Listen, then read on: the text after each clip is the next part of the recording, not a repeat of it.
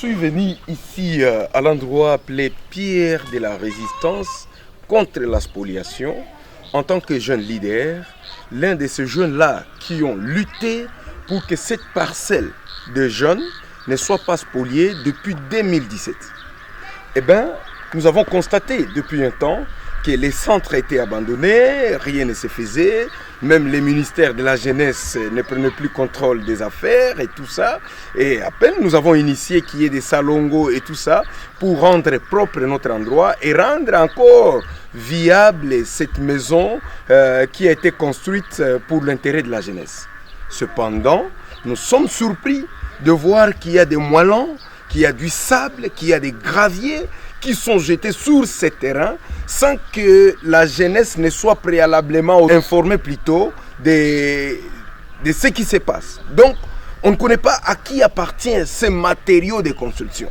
Et dans nos têtes, nous nous faisons déjà l'idée sur une possibilité de spoliation qui s'est fait organiser sans que les jeunes ne soient informés. Je suis là pour alerter. J'alerte tous les jeunes de la province du Tanganyika que nous n'avons que ces bâtiments ici, cette parcelle, comme notre patrimoine commun, patrimoine d'intérêt commun. Nous ne pouvons pas les laisser partir. Nous ne pouvons pas les laisser se détériorer. Nous ne pouvons pas les laisser dans l'endroit où c'est sale. Nous devons travailler pour ça. Et aussi, nous ne pouvons pas croiser les bras face à une tentative de spoliation qui se laisse voir déjà. Nous dénonçons aussi ce fait que le ministère de la Jeunesse ne s'occupe pas des biens qui appartiennent à la jeunesse. Donc le ministère fait semblant de l'inexistence même de cette parcelle. Ça, nous dénonçons avec force. En dehors de cela, nous dénonçons qu'il y a une tentative de spoliation. Ainsi interpellons le conservateur, le service des cadastres, qui connaissent bien qu'ici il y a la pierre de la résistance qui a été mise pour lutter contre la spoliation et que cette parcelle appartient à la jeunesse. Nous nous rangeons sur la ligne de bataille, nous allons nous révolter, nous allons nous manifester contre quiconque pourra prétendre être le propriétaire de cette parcelle qui appartient aux jeunes. Ce centre de jeunes que nous voyons est une œuvre communautaire.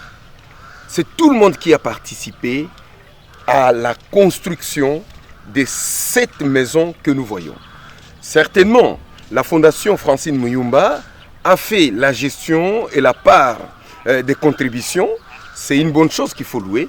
Mais le gouvernement provincial, à l'époque de l'honorable Kitangala, Richard, avait fait un don de tôles et de ciment.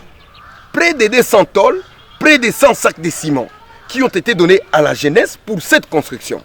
Et en commun, les jeunes, nous avions décidé de faire notre entreposage chez Madame Francine Muyumba, honorable sénatrice, à l'époque présidente panafricaine de la jeunesse.